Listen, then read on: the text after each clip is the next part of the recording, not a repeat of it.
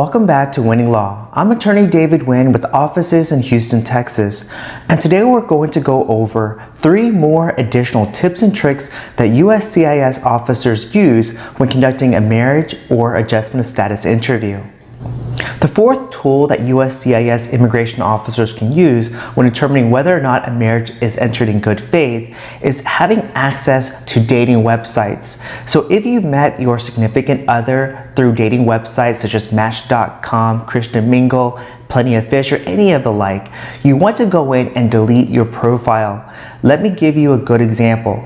We had a couple that came to me because they filed the application themselves and the government came to them and, they sent them a letter or a notice of intent to deny stating that they believed the marriage was fraudulent because the man still had his dating profile. So they came to our office, they were worried because they explained that they haven't used the account, they just kept it inactive.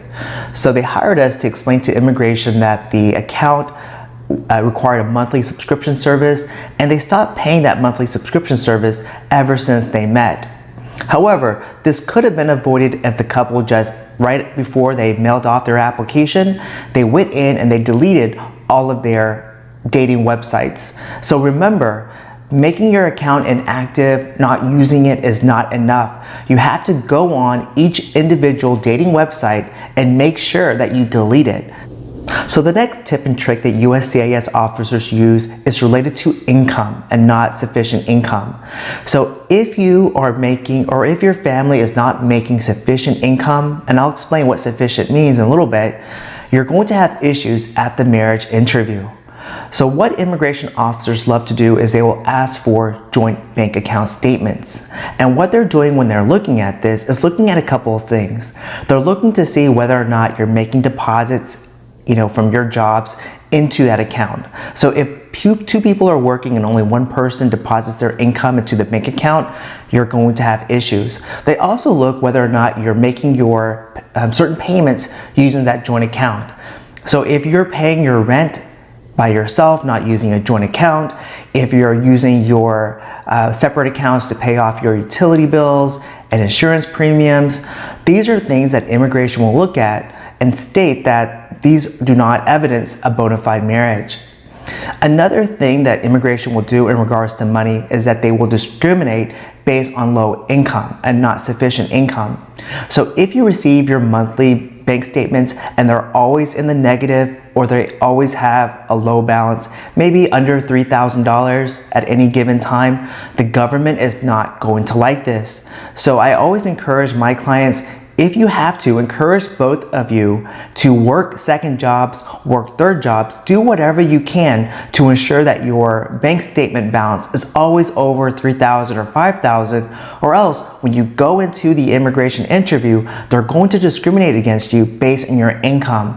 And again, they're not supposed to, but I'm telling you that they do. The final tip for today involves the use of field agents by USCIS officers. And so what field agents are they are people that work for USCIS to determine whether or not a marriage is real, but they don't work in the office. They actually go out into the field, or they come out to visit you at your residence, or they go out to your employer. So the reason why field agents are so important is because there are so many instances of people coming to my office because they tell me that they were visited by immigration at their work site or at their residence and they didn't know what it was for. Well, the reason why usually agents visit your home or residence is because you did not submit sufficient evidence with your application, or you submitted information that they determined was vague or inconclusive. So they go out there to make sure that you're actually living together. Now, the big problem with these field agents is that their reports are very biased, and they are usually enough to deny a person their eligibility for a green card based on marriage. Let me give you an example. We have a lot of cases where field agents go to a person's residence. They speak with the person's neighbors, they speak with the person's landlord, they speak with the person's maintenance person, and if any of these people indicate that they know one person but not the other, you're going to have issues with your marriage or adjustment of status interview. And you might be at home thinking, you know what, I never speak with my neighbors. I have never seen the leasing agent. My spouse always deposits our check. It's automatic. Or you may say that we haven't had an issue at our home, we've never seen the maintenance man before. Well, this is going to be a big issue because immigration, when they send out their field agents, if they ask any of these individuals, hey, do you recognize this couple? And if they say no, they're going to put it on their report, and this is going to be held against you. And so we have so many people that come to us, complaining that, look, I'm a busy person. I go to work, I go to school, I don't know my neighbors. We just say hi, we pass by. But the problem is that immigration will use this to your detriment. So make sure that if you're filing an adjustment of status green card application based on marriage, you go to each of your neighbors and you introduce yourself as a couple. You speak with them, you try to have a relationship with them. Also, I recommend that you go to the leasing office every month to make sure that they know who you are, which apartment you stay at, where you stay at. This way, if immigration comes along, they'll know who you are. Additionally, if you have a maintenance issue, make sure that both of you are there to handle the maintenance issue, because there are many of these notices of intent to deny issued to individuals who maybe one party is at home normally to get the issue resolved with the maintenance person, and yet when immigration writes this report, they ask the maintenance person, hey, have you seen this couple together? And the maintenance person will say, no, I have never seen them together. I recognize one person, but the other person was not there. This is so common because just be frank, if you're in a relationship, if there's an issue at the house, only one person needs to be there, and then that issue gets resolved, and then the other person is either working or running errands. However, immigration is so narrow-minded that they're going to use this against you and put it in the field officer's report. So make sure that if you're living together, make sure you know your neighbors, make sure that you know your landlords, and make sure that you know the maintenance persons that are maintaining your residence. So again, these are 3 additional tips that USCIS officers use when determining whether or not a marriage is entered in good faith.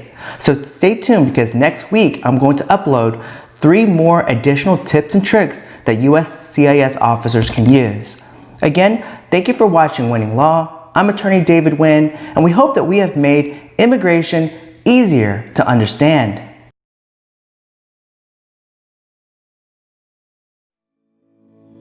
At David Nguyen's Law Office, we are here to help you. We bring families together through immigration. And on the other hand, we help you find solutions. All your legal needs in the hands of people who care, who are there for you. We'll take care of your loved ones at the law office of David Nguyen.